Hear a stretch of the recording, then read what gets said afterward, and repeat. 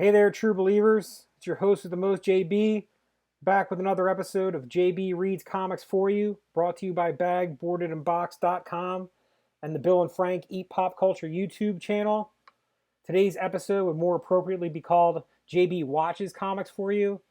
I got a chance to watch all 8 episodes of Amazon Prime's The Boys, and I'll be reviewing the series today. I'm going to talk a little bit about the difference between satire and deconstruction and its history in comic books and comic book movies. Writer Garth Ennis, who created the original comic book series The Boys, on which the show is based. And then I'll review the television show and whether it's a satire, a deconstruction, or a little bit of both. On the last episode, I reviewed Giant Size Ecstatics #1.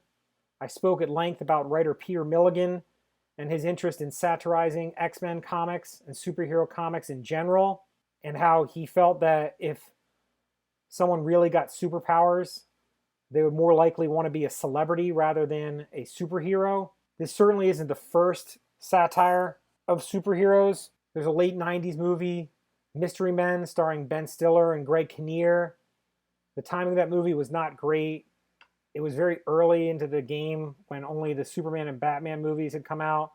Much more successful, obviously, are the 2 Deadpool films starring Ryan Reynolds, which are, again, very much a satire of both the other X-Men movies. The Deadpool character in comics is also very much a satire of other comic books, with the fourth wall breaking.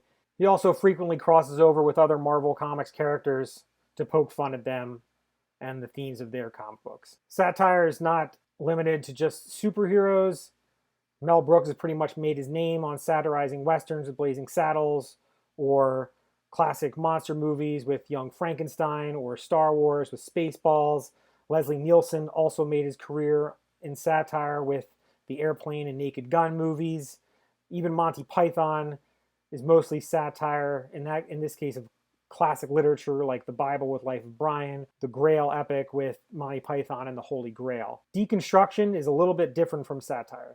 Yes, there can be some comedy in it, but for the most part, deconstruction takes the themes and tropes of the source material, breaks them down, analyzes them, criticizes them. The results can be either very intelligent, or they can lead to just dark and grim and gritty comic books that aren't very fun to read. This really started in earnest in comic books in 1985 with Alan Moore's The Watchmen, which is one of the most famous comic books ever written. Certainly the comic book that people take the most seriously. I actually had this as one of the required readings of a class in college. That's how seriously Watchmen is taken. I think it was also a little bit to do with the professor just wanted to look cool and have a comic book on his curriculum. Moore had originally wanted to actually use the Charlton characters, but DC wanted to introduce them into their DC universe. So Moore created slightly different versions of those Charlton characters for his Watchmen comic. There's also some similarities between the Watchmen characters and DC's main roster of superheroes. This is really the first major deconstruction of superhero comics, where it looked at what would these heroes be like in real life? Would they be used for the purposes of national security? And what would the public think of them? And how screwed up would you have to be in order to want to be a superhero? This wasn't the only time in the 80s that Alan Moore deconstructed the superhero genre. He also wrote a comic book called Marvel Man. It's often known as Miracle Man here in the States due to some lawsuit issues with Marvel. Both of these books are very, very dark. Watchmen is a revisionist history of what the 1970s and 80s would look like had superheroes really existed. The US wins Vietnam with the assistance of their superpowered hero, Dr. Manhattan. Richard Nixon is never brought down by Watergate, and instead he actually runs for multiple terms, and he's still the president of the United States in 1985. It's very violent. It's very serious. Occasionally it's kind of funny, but that's really not the purpose behind the book. Marvel Man also looks at the real repercussions of what would happen if people had the powers of Superman and they battled each other. There's a very destructive battle between Marvel Man and his former protege, Kid Marvel Man, in which most of London is destroyed and tens of thousands of people are killed. Alan Moore wasn't the only one to jump into this deconstruction game. Even in the mid-1980s, the seminal Dark Knight Returns from Frank Miller takes a look at an aged Batman returning to his war on crime and what that would really look like. It's, again, a very serious take on the character. It's one of the few times when a company would allow their characters to actually be used for deconstruction rather than having XBs used instead. DC had a miniseries called Kingdom Come, which looked at an alternate future for DC that was very dark, led to a near apocalyptic event where the superheroes fought each other, as you can see with Superman fighting Captain Marvel, Shazam. There was a comic book called The Authority, where somewhat government-sponsored superheroes used any violent means necessary. There were so many deconstructions of these comic books being written that in 2001, in Action Comics 775, writer Joe Kelly actually wrote an entire issue that was a direct sort of rebuttal of the idea of deconstructing the themes of Superman and turning him into a more violent character. Superman fights off a very thinly veiled version of the Authority, and he even says, how does it feel to have your flaws exploited, to be deconstructed? How does it feel to watch dreams die? Companies had realized that their audience was not actually children since they pivoted from the newsstands to the direct market. It was really adults, mostly adult males, that were actually reading comic books. A lot of 90s comics are very grim and gritty. There's a lot of darkness. There's a lot of violence. There was actually a pivot in the early 2000s to brighten comics up a bit, make them a bit more fun, while still being well written, still being enjoyable for adults to read.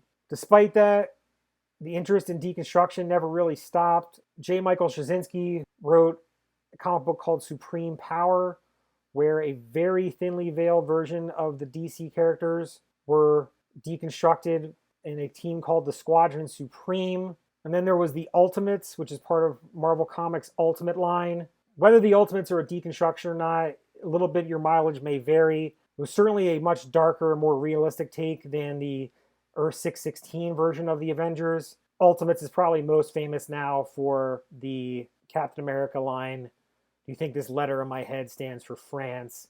Which Mark Miller has said was not supposed to be taken seriously and was actually part of his larger deconstruction of American superhero comic books. But in that case, it's definitely been taken out of context on the internet. A Scottish writer by the name of Garth Ennis had entered the mainstream comic books. Much like Alan Moore, much like Peter Milligan, he had started out on 2000 AD writing Judge Dredd.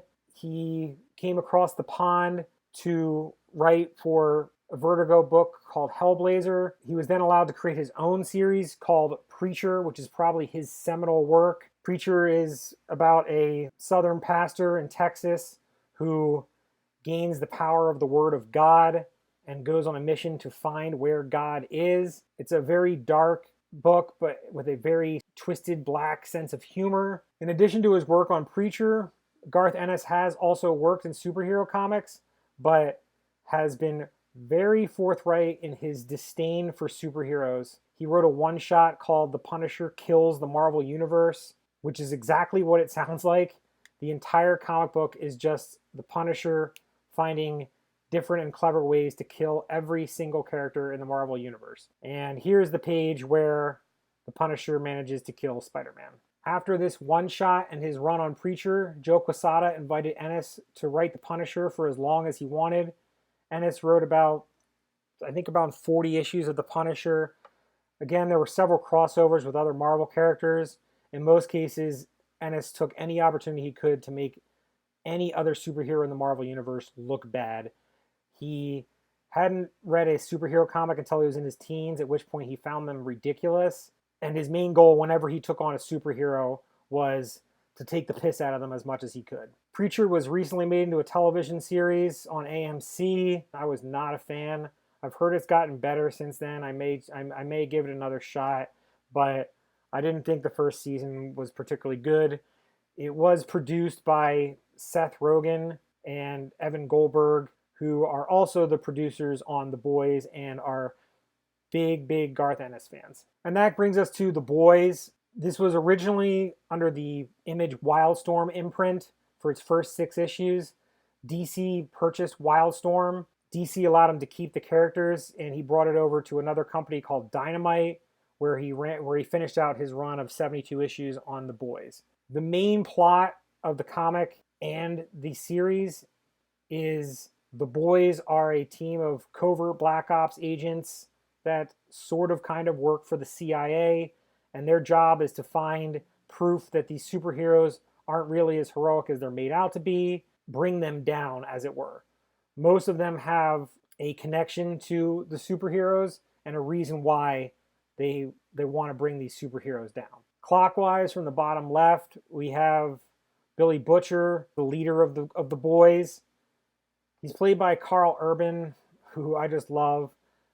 I think it's the only real bit of conscious casting here in the main cast. Not only has Karl Urban been in pretty much every sci-fi fantasy property from Lord of the Rings to Star Trek, but he also played Judge Dredd in the Dredd movie, and Ennis had written Judge Dredd for 2000 AD, so I think there was a little bit of that in the casting as well.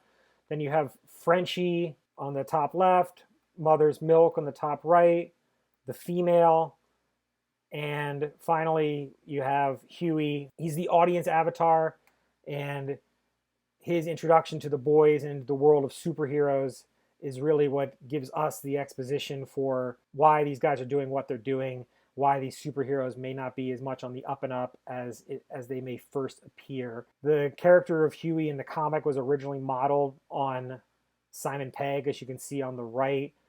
Pegg is too old to actually play Huey in 2019, so they instead hired Simon Pegg in a guest starring role to play Huey's dad. So the main superhero team in The Boys is known as the Seven. Is a very thinly veiled XP for the Justice League. From left to right, we have Starlight, who's kind of like Stargirl from DC Comics. Then we have the Deep, who's very much the Aquaman character and is treated with about as much respect as Aquaman is treated, especially in the post-Super Friends but pre-Aquaman movie era.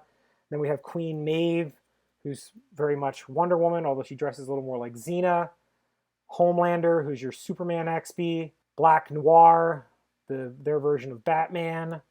A-Train, who's like the Flash. And Translucent. So I don't want to get into too much detail about the plot of the show, so let you discover it for yourself and leave some of the spoilers out. There will be some light spoilers for the show, especially the first couple of episodes. We're initially introduced to Huey and his girlfriend.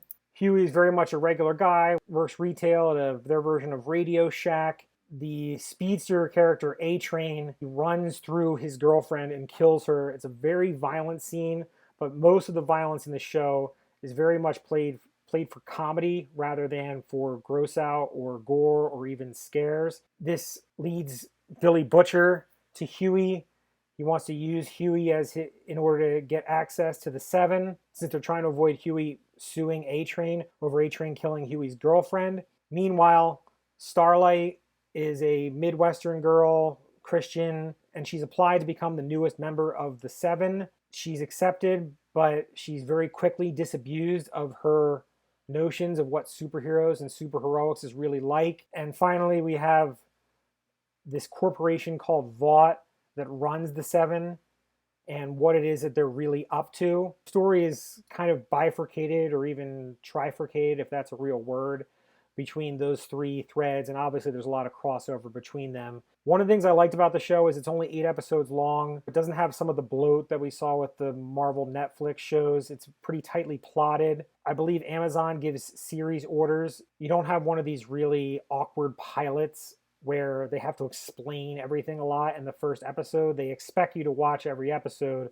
So it actually takes quite a while for the Boys to sort of get this gang back together. So in the first episode, we only have Huey and Billy Butcher, and then in episode 2, we get Frenchie. Episode 3, Mother's Milk, and then Female is introduced in episode number 4. I like that the story's told that way because it doesn't feel too rushed, but it moves along at exactly the brisk pace that I think a show like this needs. The most fascinating part of this show to me was that the deconstruction of superheroes, especially in the Vought 7 plot line, actually ends up being the most effective bit of storytelling that they do.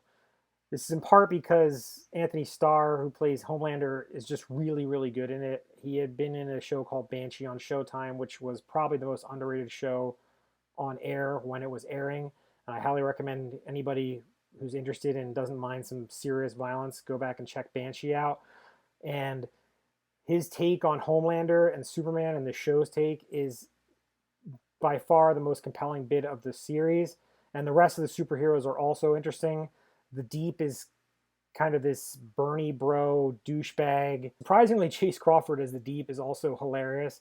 When you see him in the first scene that he's in, you're probably not going to think that the character is going to be anything but awful. And yes, he's awful, but he's awful in a way that you can laugh at him, certainly not with him. Queen Maeve has been with the Seven for a while. She started out as wide-eyed and earnest in the same way that Starlight did, but now that she's been in for years and seen what it's done to her, it's kind of beaten her down. Her relationship with Starlight is very interesting. There's again a little bit of pathos in almost all of the heroes. Elizabeth Shue plays the EVP of Vought, and she's a very weird Oedipal sort of relationship with Homelander that is both very creepy but also goes a long way to explaining how this Homelander guy is as screwed up as he is. The plots with the boys are very much more in the satire realm. It's where a lot of the gory comedy comes in.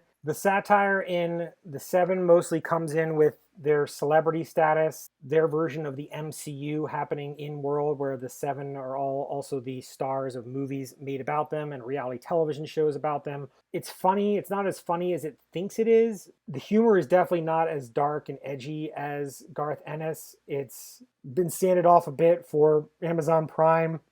So if you're expecting a real nasty bit of humor the way Garth Ennis presents it, you might be a little bit disappointed if you've read the comics. It's certainly not the most faithful adaptation, but it's fairly close overall. I'm not a huge Garth Ennis fan because I actually really like superhero comics. Alan Moore had a real reverence for superheroes even as he was taking them apart. He also wrote the last Silver Age Superman comic in Whatever Happened to the Man of Tomorrow. Having that reverence for superheroes makes his deconstruction more interesting. It is a deeply, deeply cynical show about superheroes and superhero storytelling. The places where it doesn't work are the places where a lot of these deconstructions fall apart, which is when they try to get a little too political. Episode 5 is probably the worst episode of the 8 because it's the least subtle when it comes to the political allegories behind the Homeland character. He addresses this religious crowd. There's a lot of overt parallels to Donald Trump. This is something we've seen in previous deconstructions. Richard Nixon being part of Watchmen, and Ronald Reagan in The Dark Knight Returns, and George W. Bush actually being in Squadron Supreme. So it's nothing new. It's too topical and not subtle enough. I would definitely give the show a positive review overall. Karl Urban is pretty much a New Zealand national treasure, and he's pretty much great in any scene that he's in. And it's smart overall. All 8 episodes of The Boys are available now on Amazon Prime. I definitely recommend that you go check it out. Tell me what you thought of this video. Tell me if you'd like me to review more TV shows and compare them to their comic book ancestors. Feel free to leave a comment on our YouTube page or over on bagboardedandbox.com. And thanks for checking this video out.